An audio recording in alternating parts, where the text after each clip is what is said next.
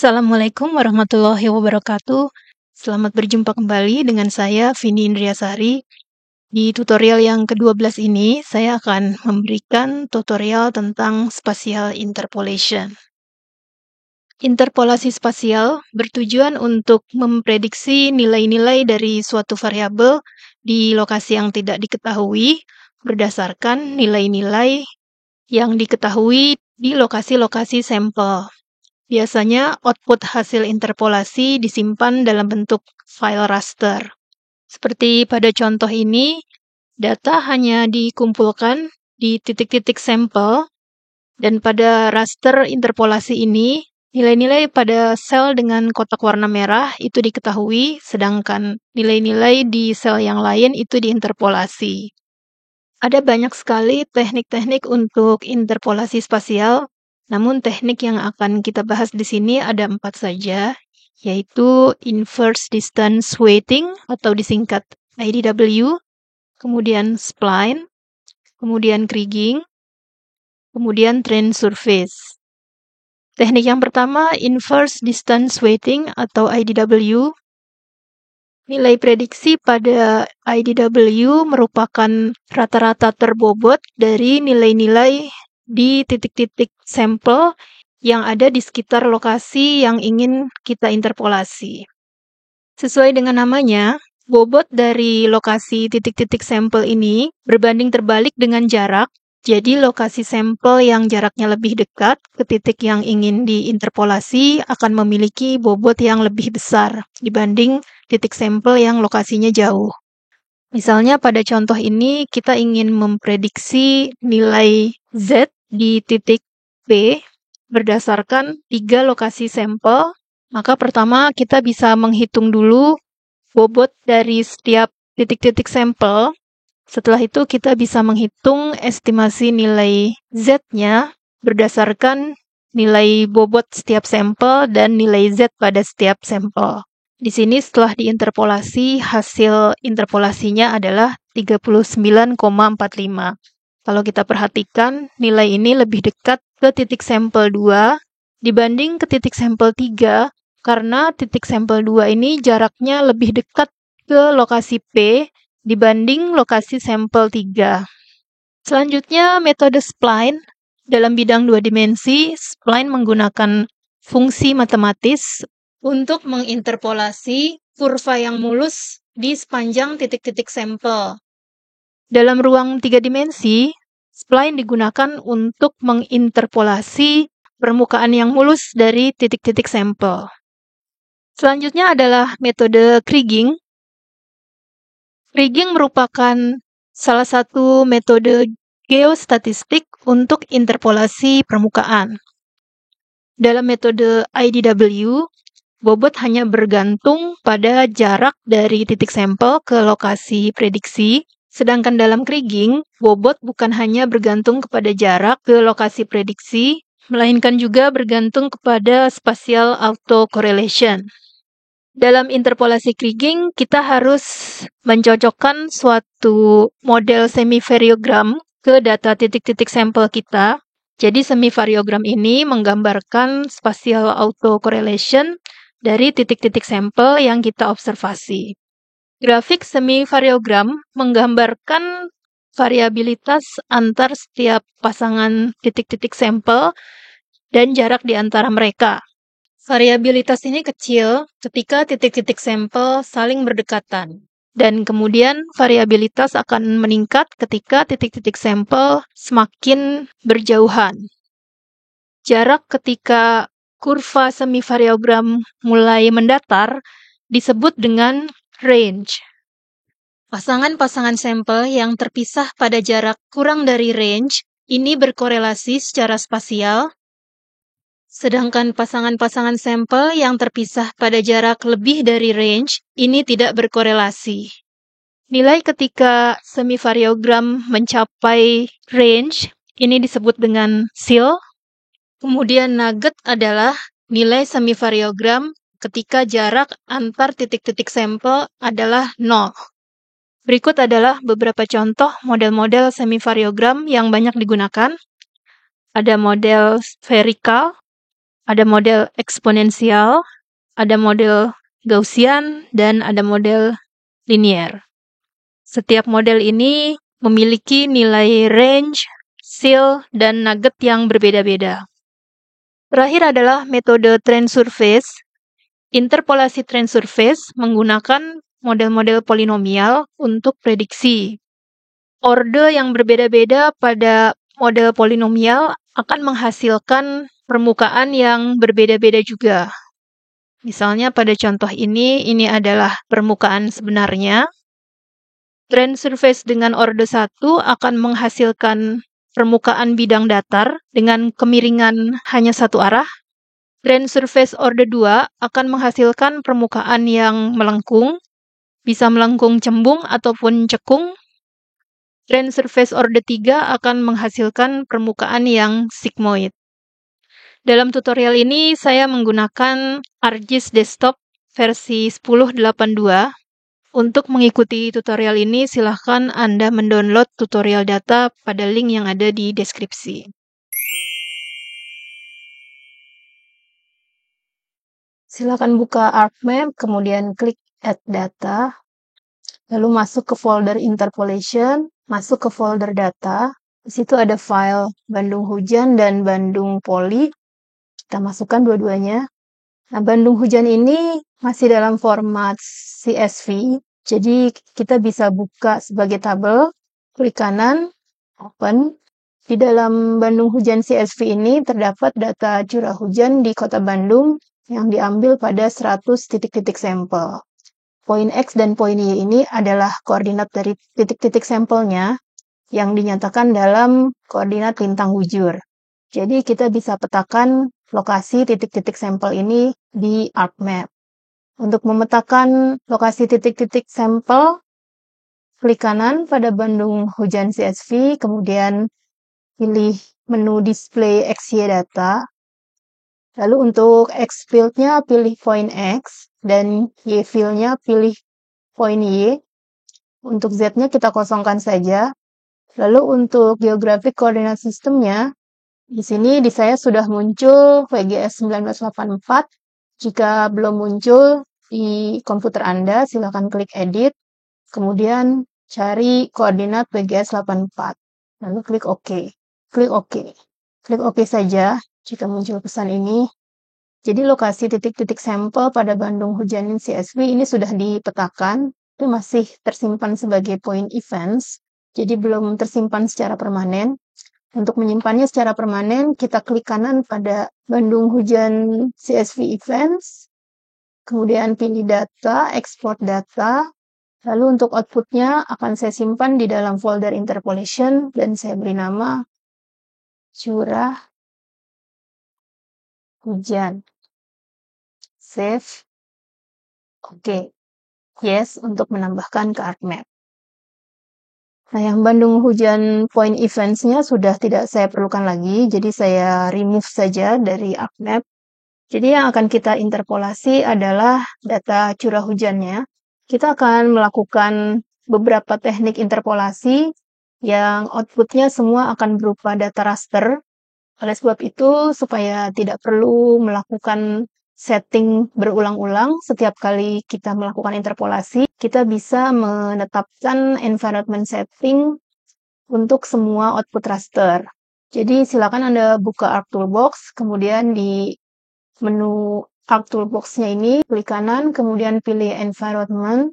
Yang perlu kita setting adalah processing extent. Ini kita buat sama dengan layer Bandung Poli. Ya, jadi data Bandung Poli di sini kita gunakan untuk mendefinisikan extent dari output interpolasi yang akan kita lakukan nanti. Klik OK. Interpolasi pertama yang akan kita lakukan adalah Inverse Distance Weighting atau IDW. Tool untuk interpolation semuanya ada di Spatial Analysis Tools di ArcToolbox. Buka toolset interpolation. Nah, di situ Anda lihat ada beberapa tool untuk interpolation, ada IDW, Kriging, Natural Neighbors, Spline, Trend, dan juga tool lainnya. Kita buka tool yang IDW ini, Untuk input point features-nya kita gunakan curah hujan. Lalu Z value-nya ambil dari field hujan. Lalu untuk output-nya, saya akan simpan di interpolation dan saya beri nama IDW. Save. Ya, kita biarkan settingan yang lain, lalu langsung klik OK. Ya, ini adalah hasil interpolasi dengan IDW.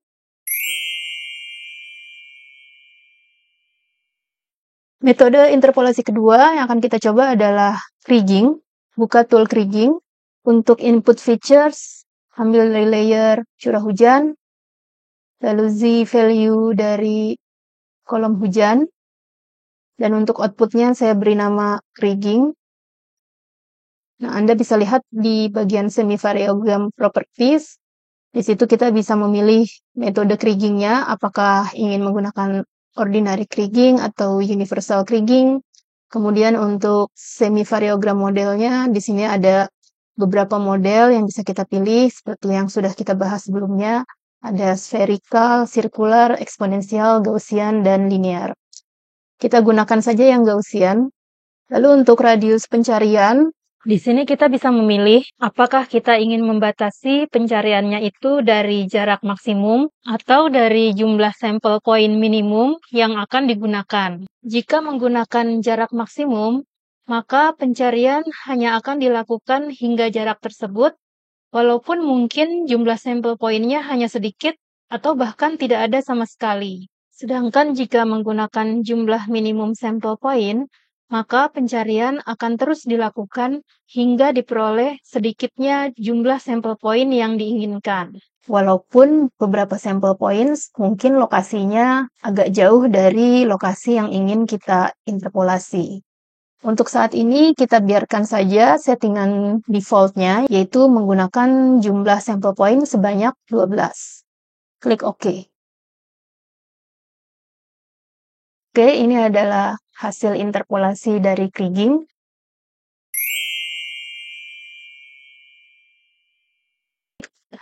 Selanjutnya kita akan melakukan interpolasi dengan metode spline. Klik tool spline, masukkan lagi layer curah hujan sebagai input point features, dan Z value-nya hujan. Lalu untuk outputnya saya beri nama spline. Saya biarkan settingan default yang lain, langsung saya klik OK. Nah, jadi ini adalah hasil interpolasi dari spline.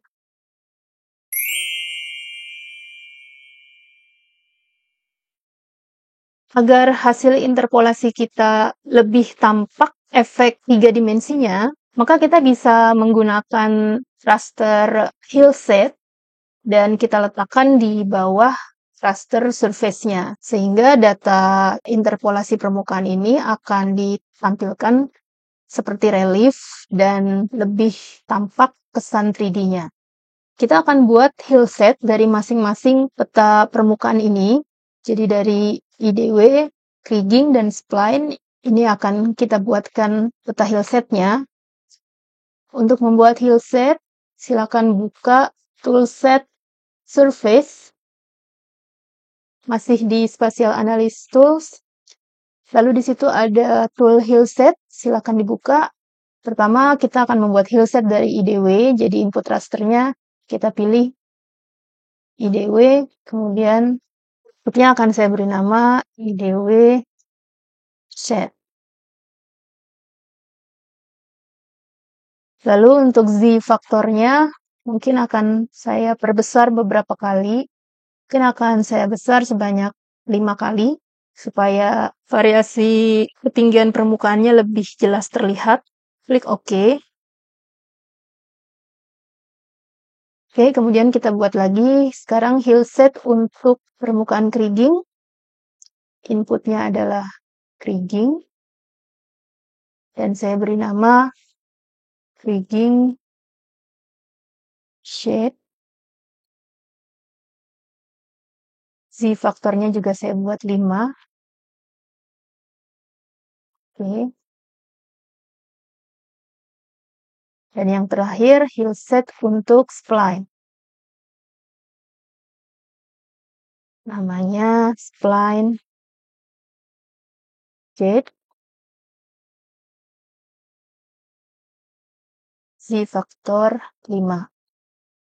Oke. Lalu di table of contents kita atur supaya layer hillset ditempatkan di bawah layer permukaannya masing-masing. Jadi untuk yang IDW shade ini saya letakkan di bawah layer IDW. Mungkin ini saya collapse dulu. Untuk kriging shade, saya letakkan di bawah layer kriging. Dan untuk spline shade, saya letakkan di bawah layer spline. Ya, saya matikan dulu semua layer. Sekarang kita atur untuk yang IDW, supaya layer hillset di bawahnya bisa terlihat, maka kita bisa membuat layer IDW ini sedikit transparan. Jadi buka properti layer IDW, kemudian klik tab display, kemudian di bagian transparansi, set transparansi sama dengan 30%, lalu klik OK. Nah, jadi sekarang kita bisa melihat layer hillset di bawah layer permukaan IDW ini, sehingga efek 3D-nya bisa lebih jelas terlihat. Kita lakukan hal yang sama untuk yang kriging dan kriging set. Buka properti layer kriging, lalu di tab display, set transparansi sama dengan 30%, klik OK. Sekarang yang spline, ke properti spline, lalu transparansinya juga set 30%. Oke. Supaya layer permukaan dan hillsetnya selalu ditampilkan secara bersama-sama, kita bisa mengelompokkan mereka ke dalam layer group. Jadi untuk IDW dan IDW shade, ini saya select, kemudian saya klik kanan dan pilih group, lalu saya beri nama IDW surface. Untuk kriging dan kriging shade, ini juga saya grupkan, dan saya beri nama kriging surface. Kemudian spline dan spline shade, dan saya grupkan, dan saya rename menjadi spline surface. Sehingga ketika saya ingin mematikan layer permukaan spline, ini baik surface-nya dan juga hillset-nya semua ikut disembunyikan. Demikian juga kalau saya klik lagi layer group spline surface ini, maka layer permukaan dan hillset-nya juga langsung ditampilkan secara bersamaan.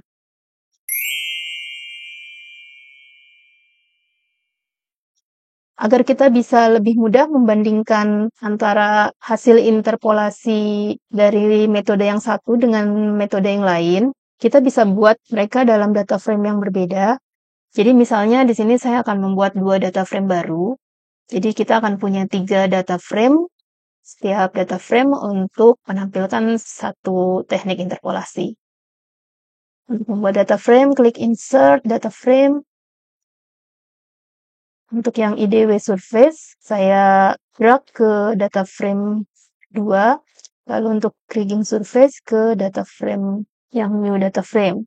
Jadi IDW surface dan kriging surface di data frame yang pertama ini bisa saya hapus. Lalu data curah hujannya ini juga saya drag ke masing-masing data frame, sehingga saya bisa menampilkan titik-titik sampelnya di atas layer permukaannya.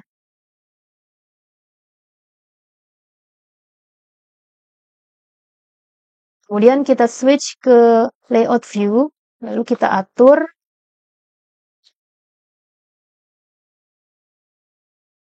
setiap data frame.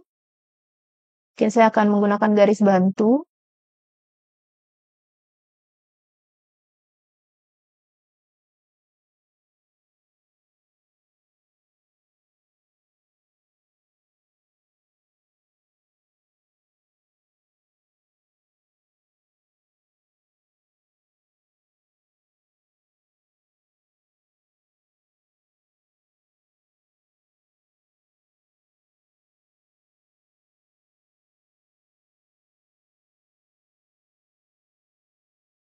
Jadi masing-masing data frame kita bisa zoom to full extent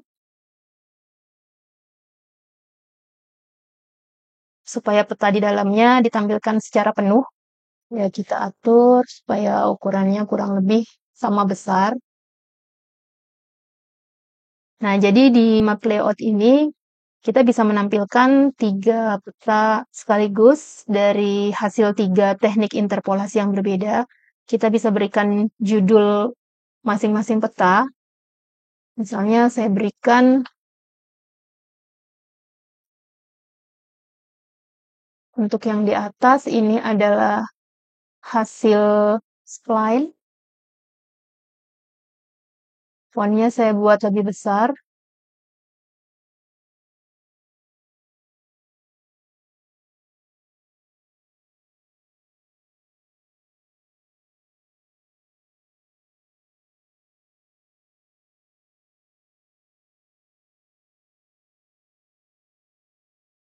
Lalu data frame yang ini adalah PDW surface. Bisa masukkan lagi teks.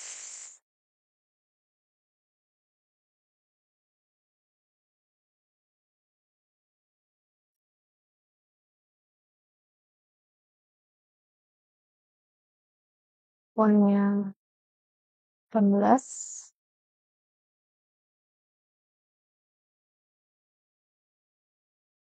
Dan yang terakhir itu adalah kriging surface.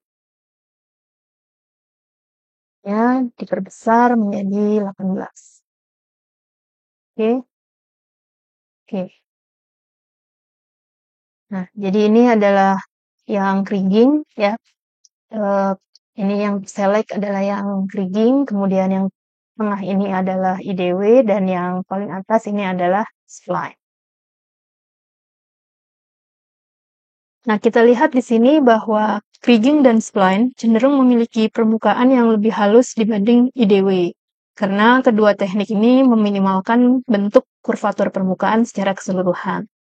Namun dibanding spline, kriging lebih detail memperlihatkan variasi lokal karena interpolasi ini memperhitungkan autokorelasi spasial.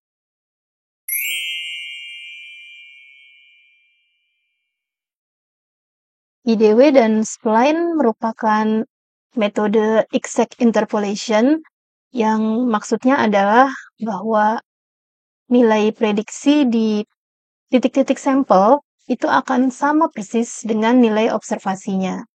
Sedangkan kriging bukan termasuk metode exact interpolation. Jadi hasil prediksi di titik sampel mungkin ada sedikit perbedaan dengan nilai observasinya. Sehingga di titik-titik sampel ini hasil prediksi akan memiliki error. Untuk memahami konsep exact interpolation ini, kita bisa cek di ArcScene. Silakan Anda membuka ArcScene. Kemudian saya akan mengcopy layer-layer interpolation dari ArcMap ke ArcScene. Saya hanya akan mengcopy layer surface-nya saja.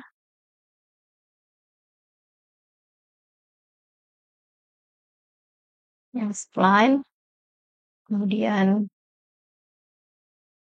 rigging.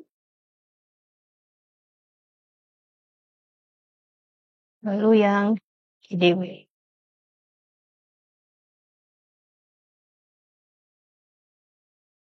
Dan juga titik-titik sampel curah hujannya.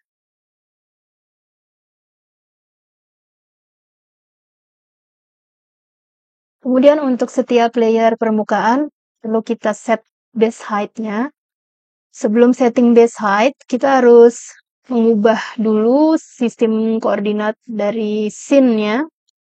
Jadi kita double klik nama scene-nya. Dan kemudian untuk koordinat sistem, kita harus menggunakan sistem koordinat proyeksi. Di sini saya akan menggunakan World Mercator. Ini koordinatnya sudah saya simpan di favorit. Kalau Anda ingin mencari, Anda bisa gunakan fasilitas search, cari koordinat Mercator, dan kemudian pilih. Oke. Nah, kemudian untuk setting base height, kita double klik nama layernya untuk membuka propertinya.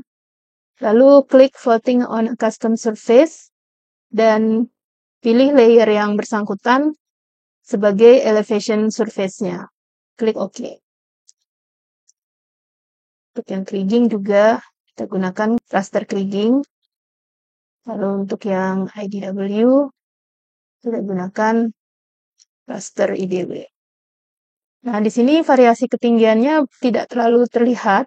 Jadi saya akan melakukan vertical exaggeration terhadap seluruh scene, bukan terhadap individual layer. Jadi bisa kita buka property scene-nya, klik tab general. Nah, di situ ada vertical exaggeration. Kita bisa pilih dari faktor pembesaran yang ada di sini, atau jika kita ingin nilai yang lain, kita bisa langsung ketik. Misalnya di sini saya ketik 20, lalu saya klik OK. Ya, jadi kita bisa melihat lebih jelas variasi ketinggian di permukaannya. Nah, kemudian untuk curah hujan ini, kita akan lakukan extrusion. Saya letakkan di paling atas. Double klik layer curah hujan. Dan kemudian klik extrusion. Centang pilihan untuk extrude features. Lalu klik tombol kalkulator ini. Dan untuk ekspresinya ambil dari kolom hujan. Oke. Klik OK. Jadi data titik-titik sampel curah hujan ini di-extrude hingga ke ketinggian nilai curah hujannya. Sekarang kita bisa bandingkan antara ketinggian dari titik-titik yang sudah di-extrude ini dengan permukaan hasil interpolasinya. Sekarang kita lihat dari yang IDW dulu. Kita tahu bahwa IDW adalah exact interpolation, maka ketinggian titik-titik extrusion ini akan tepat mengenai permukaan IDW-nya. Tidak ada yang melebihi ketinggian permukaannya ataupun berada di bawah permukaannya. Demikian juga untuk yang spline.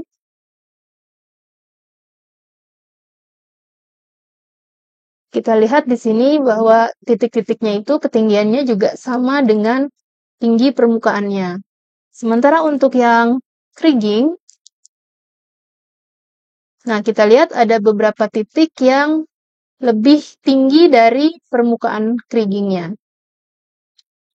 Dan mungkin ada beberapa juga yang lebih rendah atau berada di bawah permukaan krigingnya. Kalau kita buat transparansinya 0,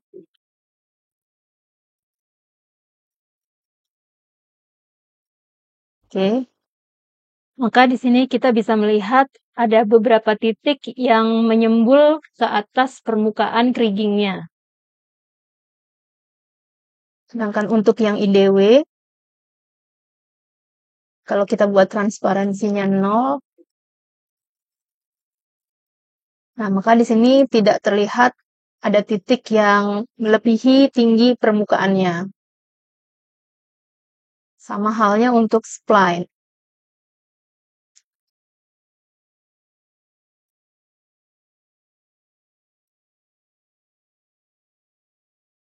Oke. Nah, jadi seperti itu konsep exact interpolation method.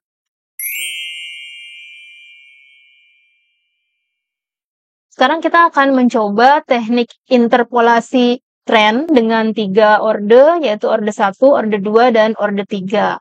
Kita buka dokumen ArcMap baru, klik New, Blank Map, oke.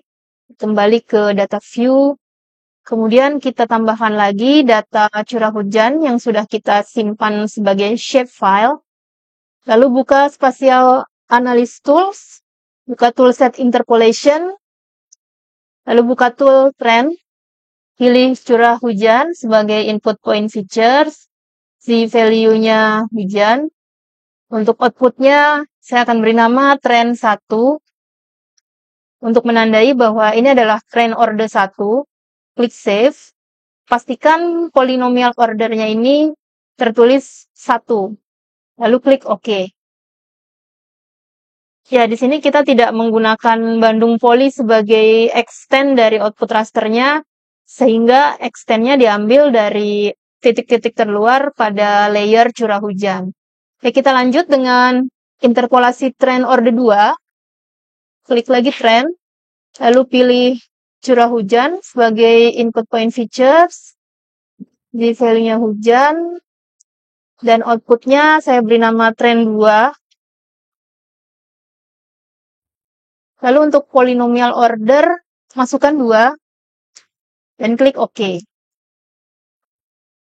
Kemudian lanjut lagi dengan tren order 3, ya, masukkan curah hujan, di value sama dengan hujan, outputnya beri nama tren 3, dan order polinomialnya masukkan 3.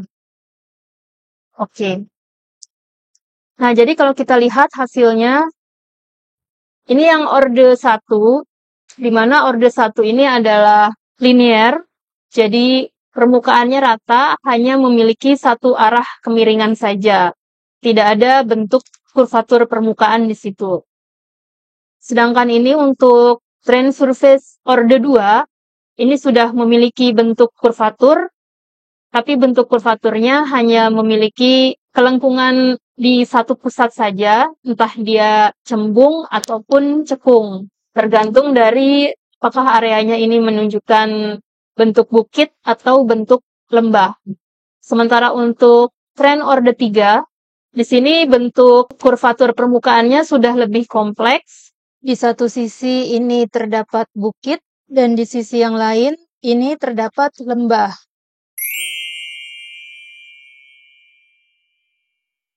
Jika Anda ingin melihat lebih jelas perbedaan dari bentuk permukaan ketiga orde trend surface ini, Anda bisa memvisualisasikannya di ArcScene seperti tadi. Di sini saya sudah mengatur tampilan di ArcScene. Ini adalah hasil trend surface orde 1, di mana kita hanya melihat satu arah kemiringan. Dan ini adalah surface orde 2, hasilnya seperti ini.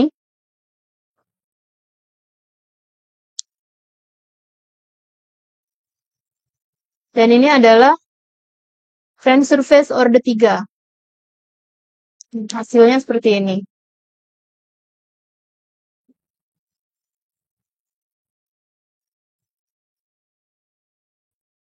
Jadi kita bisa melihat bentuk kurvaturnya ini menyerupai sigmoid. Demikianlah tutorial saya kali ini tentang surface interpolation. Semoga bermanfaat. Terima kasih.